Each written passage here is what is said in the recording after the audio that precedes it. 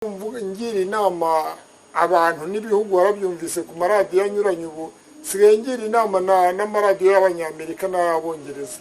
Ikibazo usanga ibi bihugu buri gace buri gihugu kirareba ibyacyo kandi kikareba ibya vuba, umusaruro w'ako kanya utanatunganyijwe.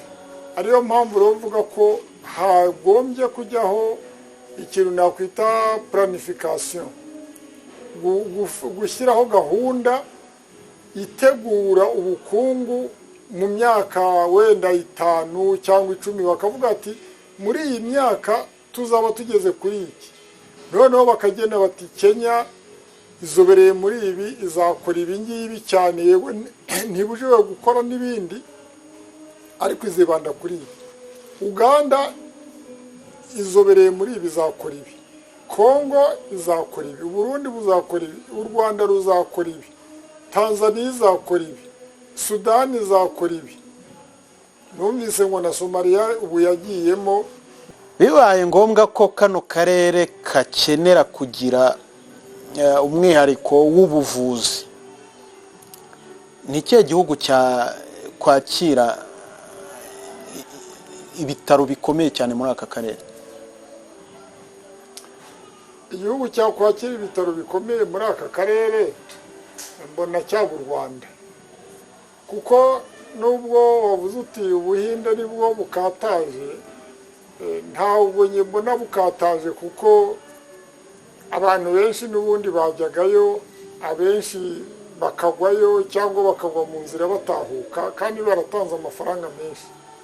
Ariko ku bintu by'ubuvuzi ubundi abantu ba mbere bavura. Give you an example. Again, what I have experienced, it's not a rumor. You go, I went visiting somebody in a hospital. The person, I think, had eaten something, and when you have eaten bad food, you know what happens. So the fellow was hanyuma njya kumusura, icyambere ubwo nyine ameze nabi, musanga aragaramye arahumeka nabi muri ya moment hagati when things are not running out up and down. Ari ku telefone mu gitanda aravugira kuri mobile. Okay, maybe yaratabazaga, but the same doctors were attending to him. Habya bindi navugaga, hospital yose ihurura kubera ko haje perezida kureba umurwayi. Abaganga baratangira baraganira, harimo n'abanasi batangira baraganira. Ndabaza nti ko byagenze gute, uyu muntu yabaye iki, what happened? Tangira barambwira azi umuganga, ariko se ibyo ni ibintu bigomba gutwara umuntu hanze? Ubwo barega byangezeho barashaka barahuruza ni emergency gutwara umuntu hanze. Two things happened that were interesting. Umwe muri abo who were attending to the patient aza kuvuga kandi azi ngo the patient aramwumva, you know, ngo hari abandi bantu, ngo hari undi muntu avuga n'izina rye, ngo yaje hano ngo arwaye nk'uku, ngo hanyuma ngo abantu barabirangarana, ngo bagera bitya ngo arapfa. Urabivuga umurwayi. So umurwayi we yahereye ko abona ko agiye gupfa, nibabirangarana arapfuye. Kwanza ubivugiye iki iruhande rw'umurwayi? Why don't you consult? No, ndabyumva ntabwo, ariko se mbaza umuganga, ntabwo wowe mbikora deliberately nyine umurwayi yumva. Nabaza ariko wimbwiza ukuri, uribwira ko ari iki? Ndabaza n'umurwayi, ariko usanzwe ubirwara cyangwa ni gatoya? Nawe atangira kuvuga ko akeka ko ari ibintu yariye, ahantu yagiye yariye, food poisoning. noneho mbaza umuganga nawe tell me wowe umuganga mu bumenyi bwawe, tell me what do you think, you have assessed this, how bad is it, or what really could it be? Bigomba kujustifyinga ubwo impamvu nabaye involved bashaka kumutwara South Africa basaba na passport kubera ko abantu batakibona visa, dushake uko tumuha official, ubwo niko byangezeho tanga official passport kuyauthorize. Namaza tell me wowe nk'umuganga rwose mbwiza ukuri. Arambwira anyongorera buhoro nyine wengera ngo umurwayi atumva ati ni food poisoning. Ati niho vuga ati n'ubundi nari nabibabwiye ariko wabibabwiye wowe umuganga, you are the one in charge of this patient, you have allowed it to go out of hand, get out of hand ku buryo abantu bahuruza ibintu bigacika. Ubu tugiye guhayaringa indege cyangwa tugura amatiketi twohereza uyu muntu hanze uzi ngo it is food poisoning, ntushobora kumukaminga down. N'uyu muntu wicara iruhande bakavuga ngo hari undi waje ameza atya baramurangarana arapfa. Ibi honest nimumbwire, ibi nabyo birashaka budget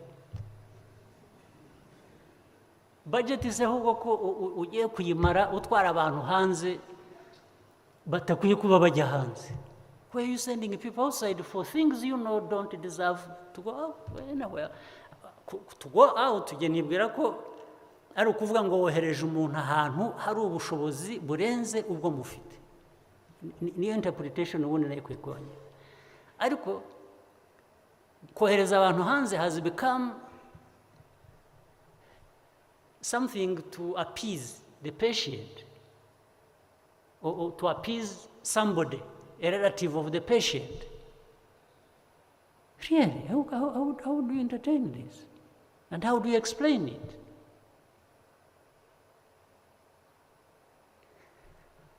Ariko niba iyi case yewe ariyo nabonye ngeze, ubwo hariho zingahe zindi ntamenya cyangwa ntabona. So in this case, what is it that is lacking? It has nothing to do with the budget. It has nothing to do with the lack of a vehicle. It actually doesn't even have anything to do with lack of knowledge or skill. But you are abusing it.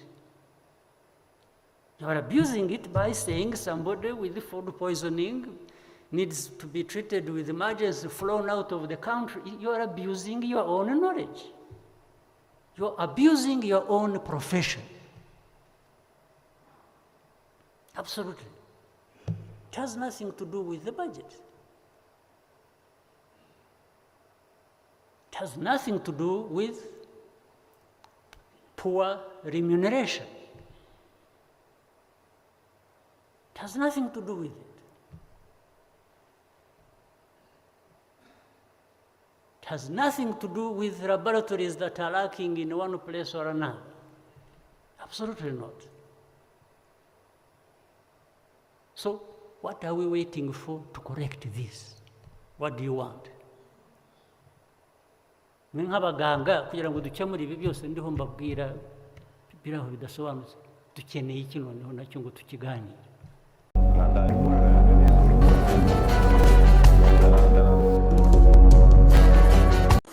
Reka tubasuhuze abadukurikiye kuri Rwanda TV, nk'uko bisanzwe ni andi bugingo. Tubifuriza kugira ibihe byiza aho muherereye. Uyu munsi turi kumwe na mwarimu wacu Dr. Bihira Canisius. Dr. uramahoro? Ndamahoro kandi nanjye ndasuhuza abatureba bakanatwumva. Dr. Bihira muramumenyereye, ni umwarimu mu bijyanye na ekonomi, bamwumvise ahantu hatandukanye, agenda agaruka mu bukungu.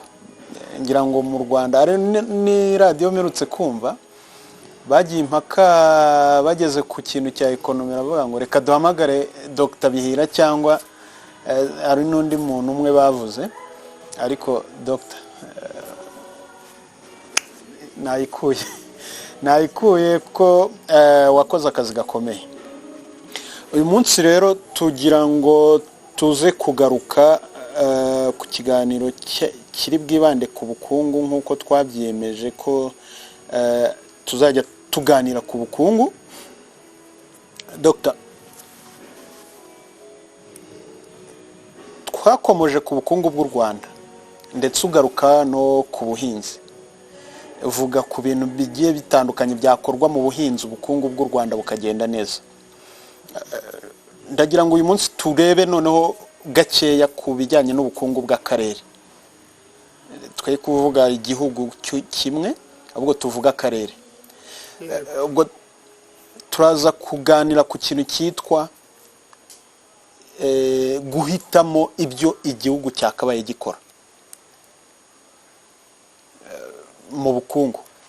Ubukungu bw'ibi bihugu urumva hari ukuntu byubaka ku buryo bwo guhangana, hariho n'uburyo ubukungu bwakabaye bwubakwa mu buryo koko bugaragaza intego z'akarere.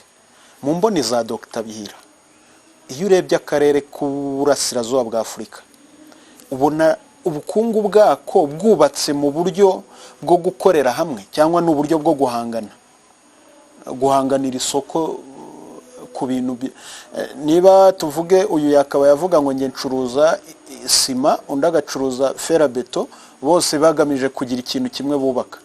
Ariko muri kano karere sinzi niba ari uko bimeze.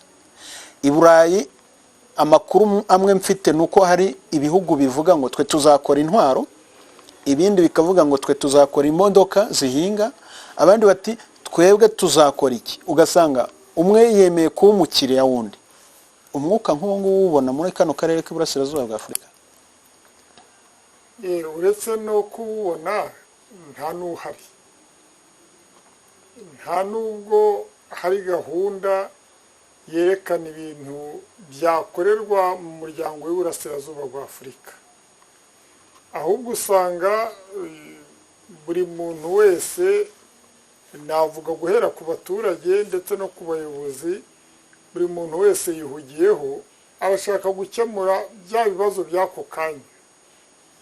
Icyo bivugiye ni uko nagiye nkora mu mishinga ya PNUD n'iya Banki Mondiale yashakaga kuzamura aka karere k'Iburasirazuba bwa Afurika, ariko ugasanga n'ibihugu byagenewe inkunga yabaga ari inkunga, nta nubwo yabaga ari inguzanyo, ntabwo babyitayeho. Navuga nk'urugero rwari rwo kuzamura abahinzi borozi, bakazamuka bakongera umusaruro, bakajya bawupima bakavuga ati uyu mwaka twongeyeho toni izi ngizi ku buhinzi, twongeyeho toni izi ngizi ku mukamo cyangwa ku nyama. Ariko iyo mishinga yose yagiye irangira. Hari umushinga twakoragamo witwaga Asareka, twakoze imyaka 6 ari Banki Mondiale itanga amafaranga, ariko uko byarangiye nta gihugu na kimwe cyavuze kiti uyu mushinga ubwo Banki Mondiale irangije kuwutunganya tuwufate natwe tuwukoreshe tuzagira icyo tugeraho. Ariyo mpamvu rero mvuga ko nk'uko warumbaje icyo kibazo, usanga ibi bihugu buri gace, buri gihugu kirareba ibyacyo kandi kikareba ibya vuba, umusaruro w'ako kanya utanatunganyijwe. Ariyo mpamvu rero mvuga ko hagombye kujyaho ikintu nakwita planification, gushyiraho gahunda itegura ubukungu mu myaka wenda 5 cyangwa 10, bakavuga ati muri iyi myaka tuzaba tugeze kuri iki. Noneho bakagenda bati Kenya izobereye muri ibi, izakora ibi ngibi cyane, yewe ntibujije gukora n'ibindi, ariko izibanda kuri ibi. Uganda izobereye muri ibi, izakora ibi. Kongo izakora ibi, Burundi buzakora ibi, u Rwanda ruzakora ibi. Tanzania izakora ibi, Sudani izakora ibi.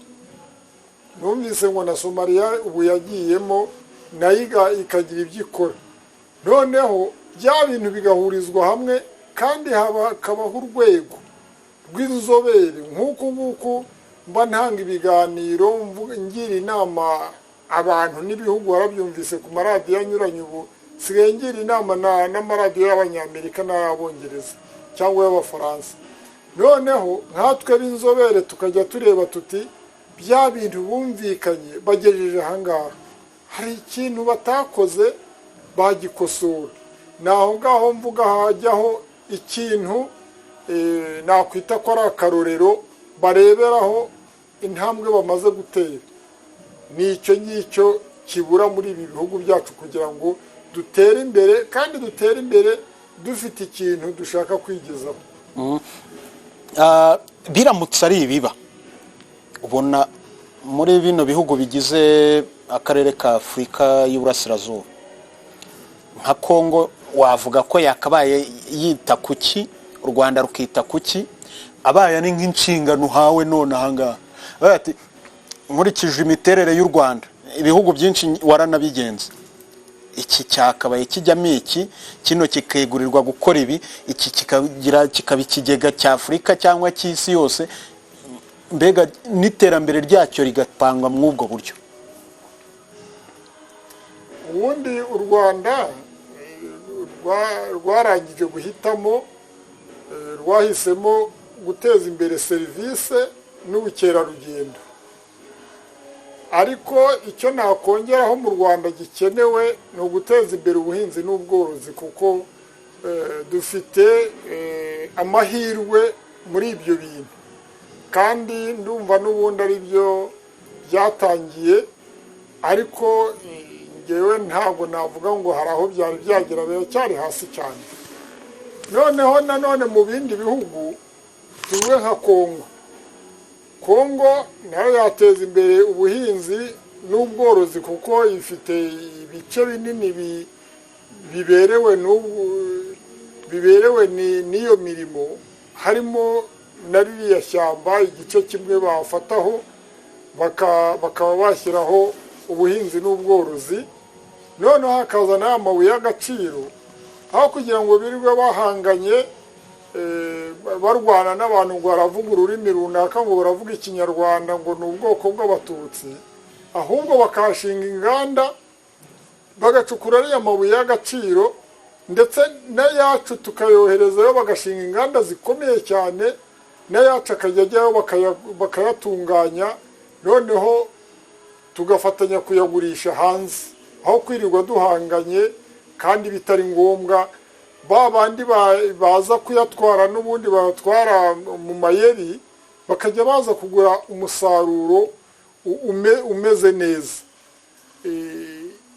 Tanzania nayo ifite icyambu, yagira n'ibindi byambu, ifite icyambu cya Dar es Salaam ni kinini cyane, yagiteza imbere kigafasha mu bukungu bw'ibihugu byacu kuko twe tudakora ku cyambu bajya batugezaho ibicuruzwa ku buryo bworoheje, ndetse ibyo ngibyo na Kenya ikabikora. Ariko Tanzania ifite n'ubuhinzi buteye imbere n'ubuhinzi, ariko ntabwo nge uko mbibona bwari bwatera imbere nk'uko mbyifuza. Kagira n'ubushabitsi burya yagira ubwo bushabitsi buriya Tanzania na Kenya ku bushabitsi.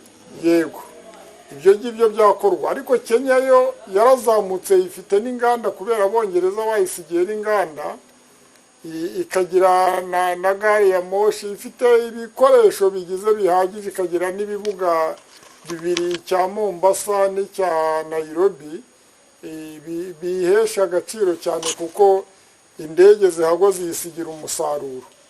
Noneho Sudani nayo ifite peteroli, ikaba yakora n'ibintu bijyanye n'ubuhinzi n'ubworozi. Uganda nayo yabonye peteroli, nayo yakora mu buhinzi n'ubworozi, igacukura n'iyo peteroli ikayitugezaho kuko kugeza ubu ngubu ntabwo yari yatugezaho. I Burundi ho naho bajya mu by'ubuhinzi n'ubworozi, noneho bakareba n'ukuntu ikiyaga cya Tanganyika bagikuramo umusaruro bakagihesha agaciro. Ni ibyo ngibyo mbona muri make byakorwa, ariko bigashyirwa ku murongo ku buryo byakorwa nta muntu bibangamiye kandi abaturage bayibona ko bibaha umusaruro koko. Ubugande nabivuze, bavumbuye peteroli bayitugezaho, noneho bakatugezaho n'ibijyanye n'ubuhinzi n'ubworozi nabo babifitiye ubushobozi. Dr. Ntabwo numvise ahantu wahitamo ngo hashyire kaminuza y'icyitegererezo muri aka karere. Kaminuza y'icyitegererezo ntaho navuze yajya, kuko kugeza ubu ngubu usanga buri gihugu gihatana kugira ngo kigire ubumenyi buhambaye, ariko n'ubundi kaminuza babivugaga kera ko hari nka kaminuza ya Makerere, hakaba na kaminuza ya Dar es Salaam. Izo ngizo zari ziteye imbere cyane, na Nairobi. Na Nairobi izo zari ziteye imbere cyane, zakongera zigaterwa inkunga, ariko buri gihugu kikagira n'ubundi kaminuza yacyo. Ntabwo twavuga ngo kaminuza yaguma ikaba y'igihugu runaka abantu bakajyayo. Ibintu birebana n'amashuri, igihugu cyose cyagenda kigira umwihariko wacyo. Okay. Igisirikare cyarinda kano karere wakiragiza ikihe gihugu? Ngewe nakiragiza u Rwanda, kuko n'ubundi birigaragaza mu kintu kirebana n'umutekano no gutanga amahoro, u Rwanda ruri imbere. Dr. Ibintu by'igisirikare gakeya nabyumvise, iyo bajya kubikora bareba kuri population. Urebye population y'u Rwanda, uburyo abaturage bangana, kongeraho n'abaturage b'aka karere, byakoroha ko u Rwanda rwacunga umutekano wa EAC wose. Nge ntabwo ariko mbibona. Igisirikare n'ubwinshi bw'abaturage ntaho bihurira, ahubwo igisirikare kireba abantu biyemeza kandi bafite ubutwari muri bo. Ntabwo nk'urugero no ku isi yose ubu igisirikare gikomeye ni icy'Abanyamerika, ariko Abanyamerika abaturage babo ni icya gatatu cy'abaturage b'Abahinde, ni icya gatatu cyangwa icya kane cy'abaturage b'Ubushinwa. Ariko ukurebera ku baturage ni ukuvuga ko Abashinwa nabo bafite igisirikare gikomeye, ariko ntabwo ariko bimeze. Rero nkabona u Rwanda impamvu ndurata ni ukuva kera ntabwo umuco wa gisirikare uje vuba aha. No mu gihe cy'abami, kuva ku bami ba Mibambwe Gisanura kugeza kuri Rwabugiri, abo bantu bari bafite igisirikare cya kera cyari gikomeye cyane, ndetse nicyo cyagaruye n'ibice binini by'u Rwanda. Ubona Ababiligi n'abandi bazungu bafatanyije bakatwambura, ariko bigaragara n'abazungu bageze mu Rwanda basanga nta muntu wigeze atwara Abanyarwanda nk'imbohe ngo bagire abacakara, kubera ko twari dufite igisirikare gikomeye. Ariyo mpamvu mvuga ko yego n'ibindi bihugu byatanga abasirikare, ku Rwanda ruri imbere kandi rurabigaragaza. Uramutse baguhitishijemo gukora ikimeze nka Silicon Valley.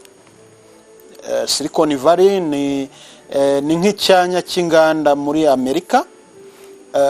Uramutse bakubwiye gukora icyanya cy'inganda hano muri Afurika y'Uburasirazuba, icyo cyanya wagishyira mu kahe gace, mu kihe gihugu?